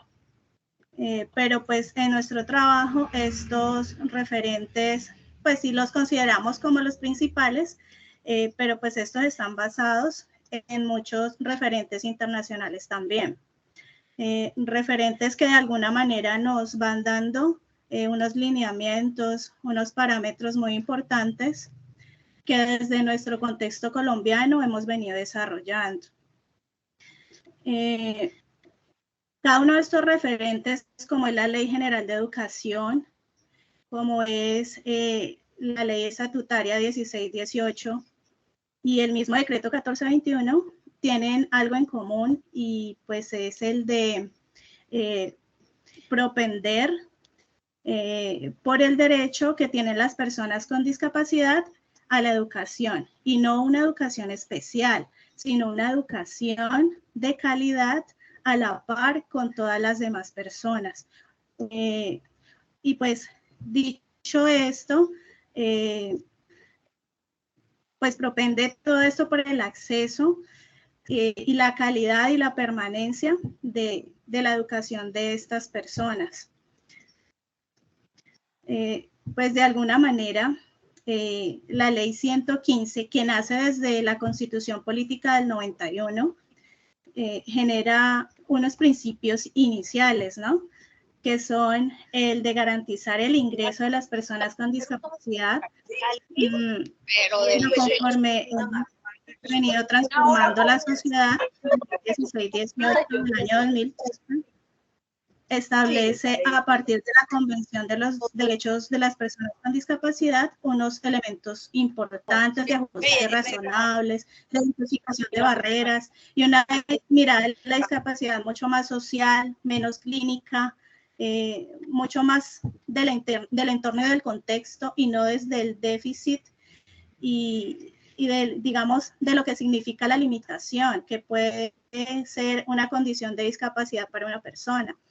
Entonces, a partir de estos referentes, los hemos tenido en cuenta en nuestro trabajo, y es precisamente en el decreto 1421 que reglamenta el artículo 11, aunque se ha presentado el artículo 7 de la 1618, porque pues obviamente trabajamos desde el tema de la primera infancia, pero el artículo 11 se vincula con este en la medida en que pues podemos reglamentar a partir del decreto 1421 todo el derecho a la educación que tienen las personas con discapacidad.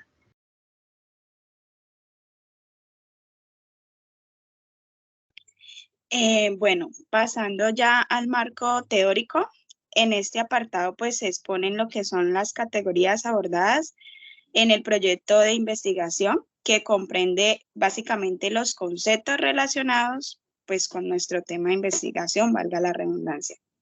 En primer momento tenemos lo que es discapacidad visual. Allí pues nosotros tenemos a Herrero 2015, quien nos afirma y dice que la discapacidad visual puede ser afectada a quienes la padecen a nivel psicológico, conductual y de aprendizaje. Pero entonces, viéndolo de este modo, se considera que si se propicia una intervención educativa apropiada a estas personas, pues esto no impide el vivir y poder ser educado y trabajar en entornos inclusivos. Entonces, eso es como tal lo que busca nuestro proyecto de investigación. Tenemos otro que habla sobre el proceso de educación inclusiva de las personas con condición de discapacidad visual, que allí tenemos a Leiva y Pareja 2019, quien nos habla pues como la importancia y la necesidad de centrar esos mismos procesos de educación inclusiva en el respeto de la igualdad de los educandos. Entonces, pues partiendo de eso, hay que empezar pues como por la aceptación individual, que es el fundamento pues para el reconocimiento tanto social, cultural y comunitario de esas personas. Y por otro lado tenemos lo que es las estrategias en la formación de maestros para procesos de educación inclusiva, que tenemos allí al autor Roncasio y San 2016. Pues básicamente estos autores nos dicen que los estudiantes con discapacidad visual, al igual pues que las personas videntes, son competentes. ¿Por qué? Porque desarrollan otras habilidades de diversas formas. Entonces, en este sentido, pues como que esos estudiantes con discapacidad visual, pues en primera instancia requieren de una estimulación especial, pues por parte de quién, de los docentes, que son las personas pues como las encargadas de la educación. Entonces, pues a través de eso, pues lo que buscamos es hacer accesibles dichos contenidos y pues obviamente es muy importante resaltar la afectividad y el desenvolvimiento pues de estos individuos al momento pues de hacer uso de otros sentidos, de otros órganos, como el tacto y también pues lo perceptivo. Listo. Bueno, pasando ya a la metodología para poder resolver el problema de investigación establecido y que ya presentaron mis compañeras, escogimos para nuestra metodología el enfoque de corte cualitativo, ya que este permite recopilar y analizar datos no numéricos y se ajustaba a nuestra investigación para poder comprender conceptos, opiniones o experiencias, o en el caso del objetivo específico, percepciones de esos maestros. Y el diseño de investigación es la investigación-acción para poder abordar una situación social, que en este caso es mejorar la calidad educativa a través de la inclusión. Por otro lado, en nuestra metodología también llevamos a cabo el desarrollo de un procedimiento por fases. Para la primera fase implementamos como instrumento la entrevista semiestructurada, la cual contenía 4 preguntas abiertas, fue dirigida a 21 estudiantes universitarias de sexto a 10º semestre del programa de licenciatura en educación infantil de la Corporación Universitaria Minuto de Dios, ya que toda esta entrevista fue aplicada a mujeres, ya que es como la población de mayor rango en este programa. El rango de edad estuvo entre los 17 y 45 años. Las entrevistas fueron, las preguntas de esta entrevista fueron estructuradas a partir de una fundamentación teórica. Se realizó un proceso de validación de expertos, donde unos expertos en educación inclusiva nos dieron como constancia de que las preguntas estaban como bien enfocadas. Con relación a la aplicación, es importante entender que, pues por obvias razones, no podíamos entrevistar pues, a todas las estudiantes de estos semestres, sino que se hizo un proceso de delimitación de la población a través de unos criterios de exclusión y de inclusión y exclusión para poder elegir esta población participante. Se tuvieron en cuenta características pues, de interés y demás otros parámetros de selección. También es importante mencionar que realizamos un proceso de firma de sección de derechos informados para dejar en claro a los participantes que esa información pues, sería utilizada solo con fines académicos y pues nada más. Para la segunda fase hemos llevado a cabo un proceso de revisión documental. Aquí lo que hemos realizado es básicamente una búsqueda documental en bases de datos desde el año 2013 hasta el 2023 con un filtro de búsqueda avanzada, utilizando unas palabras clave que obviamente se abordan durante todo el proyecto, que son discapacidad visual, estrategias sobre la discapacidad visual y contenidos sobre esta misma discapacidad.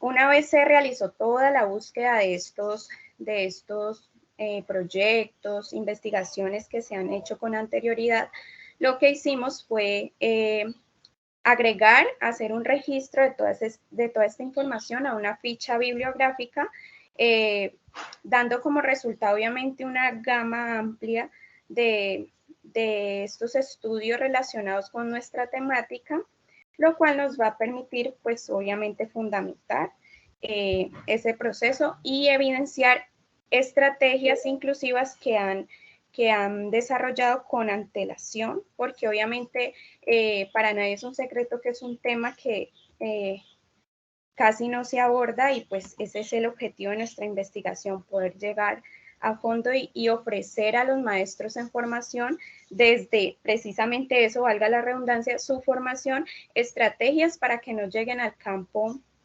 educativo sin las herramientas adecuadas para abordar y hacer parte de la inclusión del proceso educativo a un niño con discapacidad visual. Listo.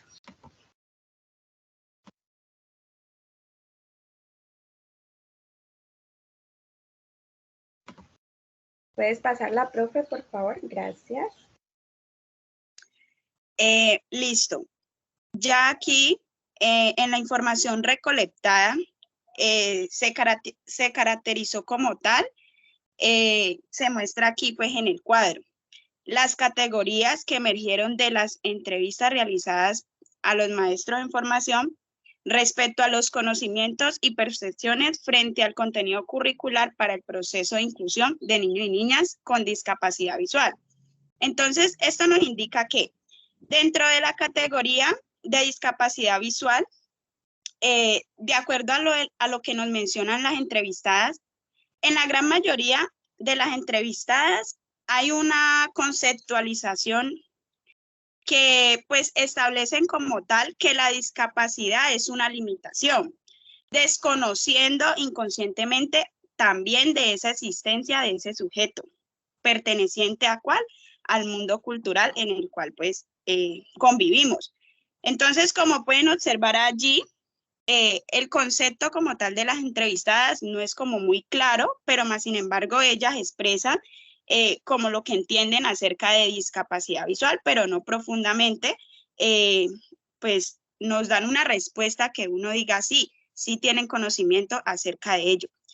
Dentro de la capacitación docente, pues varias nos expresaron pues que son muy pocas las capacitaciones pues que se brindan tanto a los maestros en formación como también a los maestros pues que ya están en curso.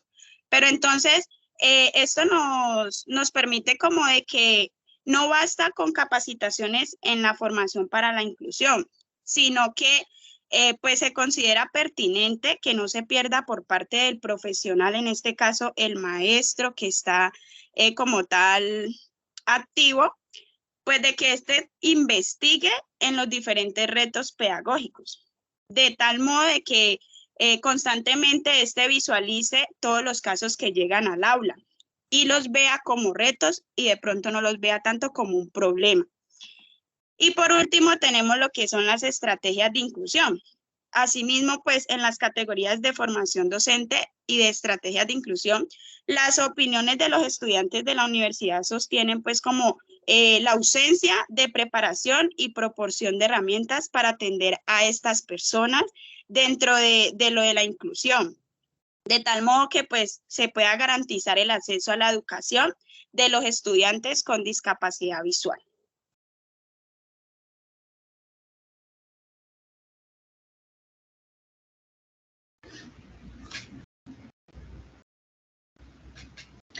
Bueno, en conclusión, se busca incentivar la proactividad de los maestros en formación para que a futuro puedan emplear medidas de prevención que eliminen la segregación y las barreras de aprendizaje, garantizando una educación inclusiva y de calidad, donde la creación de estrategias pedagógicas orientadoras logren impactar tanto el contexto educativo como social.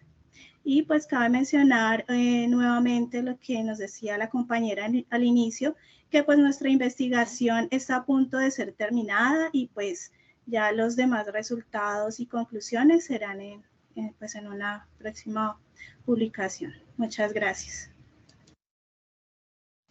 Muchas gracias.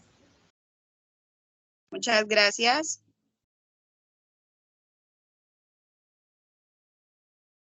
Bien, muchas gracias a ustedes por compartirnos esas estrategias en las que vienen trabajando para poder dejar un recurso formativo para todas esas estudiantes o futuros estudiantes de la licenciatura en educación infantil o quienes se están acercando al conocimiento y la formación de la educación en la primera infancia. La discapacidad visual como parte de un ejercicio, uno de las partes de los ejercicios de la inclusión, es algo muy necesario tanto para el campus en el cual están desarrollando la investigación como para toda nuestra educación general que lo necesita rotundamente. Son muchos y múltiples los esfuerzos que se vienen desarrollando. Sabemos que tenemos unos grandes retos en general para poder aportar Entonces les agradecemos estos aportes y estas intenciones que realmente nos ayudan a ir construyendo de poco esa educación que cada uno y todos necesitamos, donde podamos participar de manera conjunta. Muy bien, tenemos con el final de la conferencia de nuestras compañeras Viviana, Ingrid, Tatiana y Luz Karime, el llamado nuevamente a los profesores y profesoras Doris Leonor, Wilmer, José y Elkin, si se encuentran presentes, que pueden alzar la mano para que puedan desarrollar su conferencia. También al profesor magíster en educación e investigador de REDIPE, uso opresivo del saber tecnológico en la educación. O si se encuentra presente la profesora Gloria Luceli Posco Alfonso, de la Universidad de las Marianas, para que pueda desarrollar su conferencia La pedagogía indígena fortalece el buen vivir en las comunidades indígenas NASA del sur de Colombia. Si se encuentran presentes, pueden alzar la mano para poder entonces contar con su intervención. Mientras tanto, invitarlos a ver los comentarios en el chat, donde en general se han dejado comentarios de agradecimiento, felicitaciones por cada una de las intervenciones que han tenido las conferencistas. Vemos que hay otras universidades también o personas que hacen parte de esta comunidad pedagógica y educativa, donde se vienen desarrollando muchos esfuerzos de investigación y que encuentran en cada una de sus voces y sus intenciones investigativas una muestra también de guía por la cual quisieran ellos poder seguir. Así que enhorabuena por cada una de las intervenciones que hasta el momento se han realizado en este espacio. Dentro de esta ponencia del uso opresivo del saber tecnológico en la educación, me nombro Andrés Felipe Pérez Velasco, en el tercer Congreso Internacional de Pedagogía y Educación de REDIPE.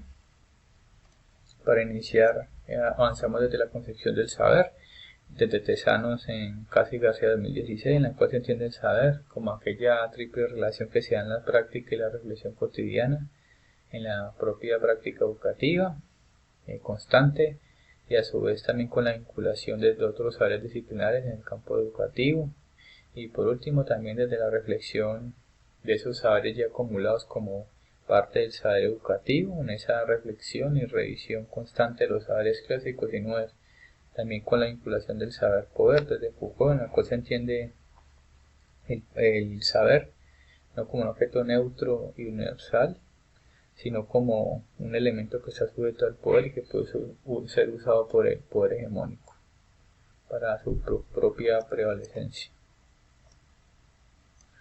En la relación de la tecnología y la educación, tenemos distintos beneficios que son resaltados por todos los autores citados en la parte inferior de la diapositiva, que en pocas palabras se muestra una mejoría en la enseñanza y el aprendizaje en los procesos educativos. Como problemáticas únicamente se resaltan las tres existentes de falta de infraestructura tecnológica, la segunda de ellas problemas de alfabetización o falta de alfabetización digital para docentes y educandos, y la tercera de ellas como el uso de conocimiento inexacto o falso en internet y en el cual no se recurre a la información académica y científica que se acerca más a la verdad. También se parte del desarrollo humano en la educación, que siguiendo autores como Montes y López Calva se puede entender como aquella posibilidad que se le brinda a los ciudadanos para poder lograr su desarrollo y las capacidades no solo productivas y económicas, sino también de tipo intelectual y cultural y espirituales incluso desde la educación, teniendo pues así que en esa situación la educación es fundamental para la realización del desarrollo humano. Comprendo también los aportes de Freire y Hannah Arendt. También tenemos la relación de tecnologías y los asuntos humanos, muy sucintamente remarcando lo que cita Eric Sain a Grothendieck, quien afirma que de la escuela se nos inculca al ciudadano la idea de que todo progreso científico y técnico siempre es bueno en cualquier contexto educativo. Esto pues a juicio también de aportes como de Mumford, Sain, Byung-Chul Han, Freire y Hannah Arendt. desde los cuales se verán 4 cuestionamientos a continuación, en los cuales por el tiempo únicamente los alcanzaré a introducir muy brevemente en el texto que se propuso en Redipe. Se pueden observar cada uno de los 4 cuestionamientos de manera más profunda y labrada. Las tecnologías como el elemento neutro es una de las cualidades en las cuales se embarca la tecnología como justamente un elemento neutro que depende del uso, ¿no? Pero desde la propuesta de autores como Moreno y otros en su obra, que recurren a una postura en la cual se parte desde la TUR, en la cual es la teoría del actor REC, en la cual se ve la tecnología y al ser humano como roles y sujetos actantes en esa trama en la cual se están impactando mutuamente, y así el ser humano, si bien agencia materialmente la tecnología también agencia materialmente al ser humano, ¿no? Una dinámica constante. Y también tenemos dentro de esta concepción que, entendiéndola pues desde la perspectiva en la cual la tecnología sí no sería un objeto neutro, ni tampoco sería un objeto que media completamente al ser humano, sino que está en un campo que están constantemente interviniendo en una relación. Más adelante podemos ver desde una concepción crítica la propia tecnología en esta situación, en la cual uno, si lo entiende desde el concepto de teoría actor-REC, puede entender que ver la tecnología como un objeto neutro puede llevar a un uso opresivo del saber tecnológico en la educación. En la segunda cuestionamiento tenemos la teoría de la información y el conocimiento, en la cual distintas obras y artículos académicos en el campo educativo parten desde el presupuesto en el cual existiría plenamente una sociedad de información y conocimiento, o la sociedad en general del campo educativo tienen efectivamente dentro de sus horizontes construidos teóricamente al menos vista las apuestas para la sociedad de la información y el conocimiento, o ya existirían ya puestas en la realidad aplicadas, en las cuales converge la sociedad de la información y conocimiento de manera plena, ¿no? Y enfocada en la educación. Pero dentro de esa postura se propone que más bien existiría una industria de la vida que viene en civilización siliconizadora, en la cual ese silicio digital termina permeando todo momento y espacio de esa cuestión humana que señala Hannah Arendt. Tenemos los aportes de Sadin, filósofo de la tecnología, o Byung-Chul Han, o Zuboff, o incluso Pérez, que pueden descubrir distintos aspectos que muestran que no existiría una sociedad de la información y conocimiento como un presupuesto ya logrado. Más bien se propone en esta cuestión recuperar la propuesta de la gestión social del conocimiento del autor Aponte y Vázquez en 2022, en la cual nos muestra cómo, si bien el Estado no está al servicio de entregar todos los servicios a la población, mínimamente se recurre que se pide que se reponga mínimamente los aspectos educativos necesarios para que la población dentro de su territorio situado diferenciado pueda entregar y gestionar su propio territorio desde los conocimientos y los saberes ancestrales, ¿no? Siendo el ciudadano un elemento completamente activo en este proceso de la gestión social del conocimiento. En tercera cuestión tenemos el multitasking dentro de la enseñanza y aprendizaje, que dentro de los textos académicos que se han podido detallar no aparece dentro de la enseñanza y aprendizaje este factor, el cual es la multitarea, que en términos prácticos son los avisos, los avisos que hacen las plataformas digitales como redes sociales, videojuegos y aplicativos, que están constantemente avisándole al usuario estudiante que tiene situaciones por realizar en esos entornos digitales. Byung-Chul Han nos muestra que esta capacidad del multitasking llevan al ser humano no a un progreso, sino más bien dentro de un progreso civilizatorio, pues el sujeto estando en una constante percepción de estado de supervivencia animal, en la cual la gran cantidad de estímulos que aparecen en estas plataformas llevan a que el ser humano se le impida enfocarse en una sola cosa, un objeto u asunto, dejando de lado la capacidad inmersiva y contemplativa, esa vía contemplativa que nos muestra él, por la cual la atención se dispersa completamente. También distintos autores como Spitzer, Carr, Alter, Dismorgek, Amayi Prado y Cattell, entre otros, muestran también esta situación como un elemento fundamental y se encuentra como un saber opresor de la tecnología en la educación, pues justamente no aparece dentro del diálogo académico del campo educativo. También entendiendo también las categorías como la economía de la atención o hábitos de los usuarios o economía de los hábitos de autores como Alter y ella el 2017, siendo este último el que muestra cómo estos hábitos de los usuarios son recomendados a las grandes empresas tecnológicas para mejorar sus ventas, ¿no? Siendo ella uno de los que asesora a estas grandes empresas.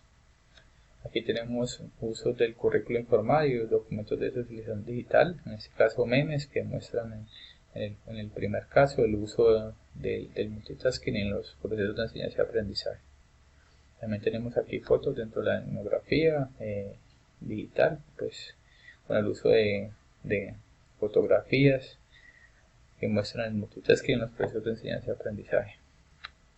Y por último, ya para terminar, tenemos la digitalización de la enseñanza y aprendizaje en la educación, en la cual, recurriendo a distintos artículos y obras académicas, se comprende que en ninguno de estos textos se asegura que las tecnologías digitales deban ser usadas en todo proceso de enseñanza y aprendizaje, en todo espacio y tiempo educativo, pero siendo tantos artículos y obras dedicadas a este tema, se puede presentar la percepción en la cual el educador y la institución educativa, entendiendo que distintos aportes para usos puntuales y contextualizados de esas tecnologías digitales, termina creando una percepción, una creencia o una idea en la cual perfectamente esas tecnologías digitales sí pueden ser usadas en todo momento de enseñanza y aprendizaje en la educación.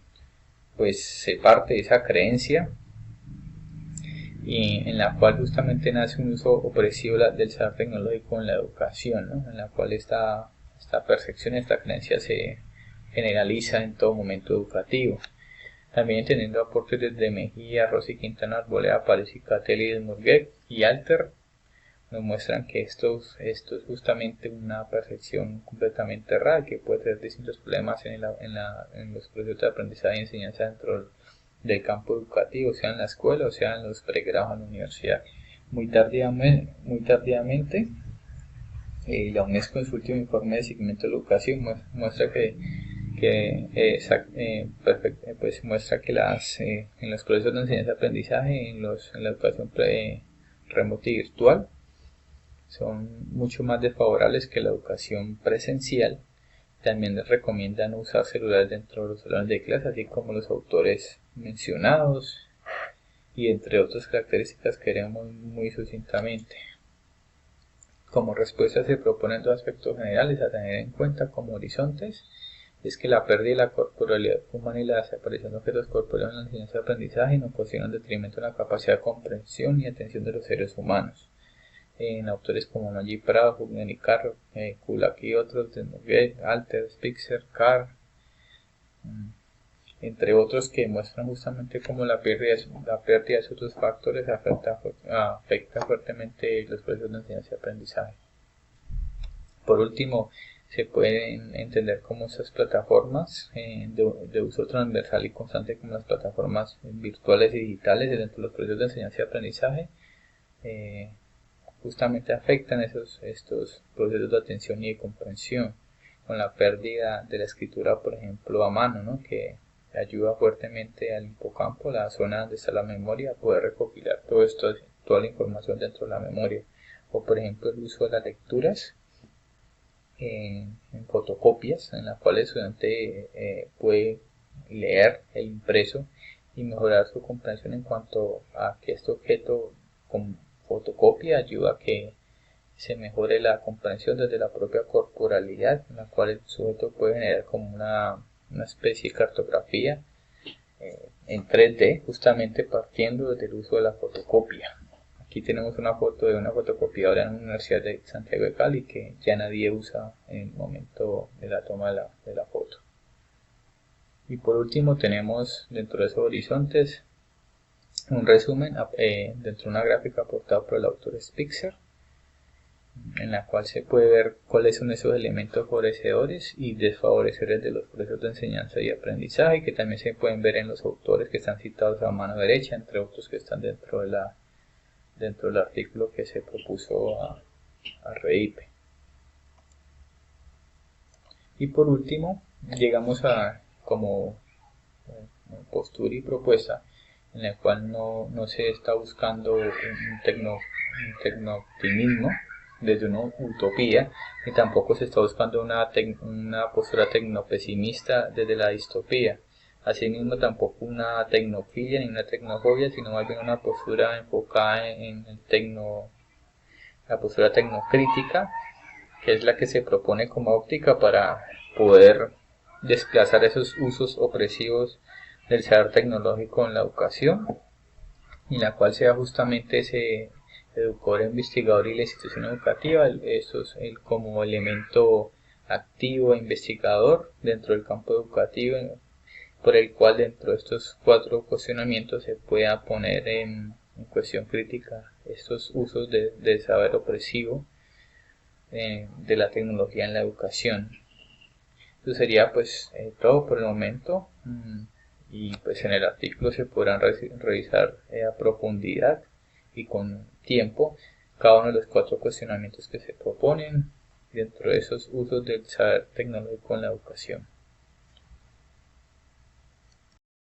Bien, hasta el momento entonces no se encuentran manos arriba. Con esto entonces queremos dar un espacio por si hay alguien que quiera hacer alguna pregunta a las conferencistas aquí presentes, si quieren hacer alguna precisión o quieren opinar frente a alguno de los temas que se vienen desarrollando, pues daremos unos 15 segundos para poder dar ese espacio, por si ustedes quieren decir algo o se animan también a compartir algo frente a lo que se ha compartido aquí.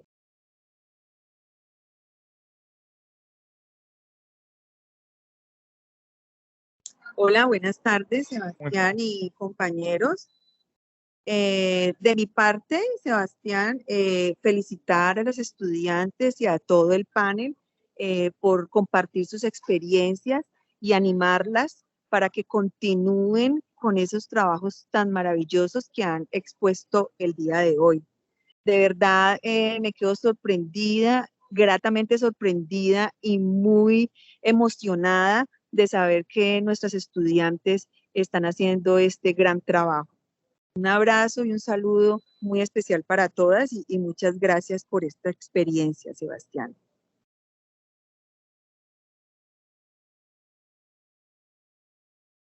Muchas gracias a todos los participantes. Ya por el chat se empiezan a manifestar también algunos mensajes. Y desde nuestra parte, desde REVIPE, la Red Iberoamericana de Pedagogía, de todos los organizadores, en especial Julio César, presidente de la Red Iberoamericana de Pedagogía, en el marco del tercer Congreso Internacional de Pedagogía y Educación, Comprensión Escolar del Uso del Saber, les damos el agradecimiento a cada una y a cada uno de ustedes por su intervención y por la confianza también de generar estos espacios y acompañarnos para reflexionar en torno a una edificación del conocimiento pedagógico. Recordarles que hoy, siendo la culminación del segundo espacio de la intervención en Colombia, el día de mañana estaremos con el Nodo de Cuba desarrollando todas las conferencias en modalidad híbrida y también presencial para que ustedes puedan conectarse y seguir la programación que se ha dispuesto.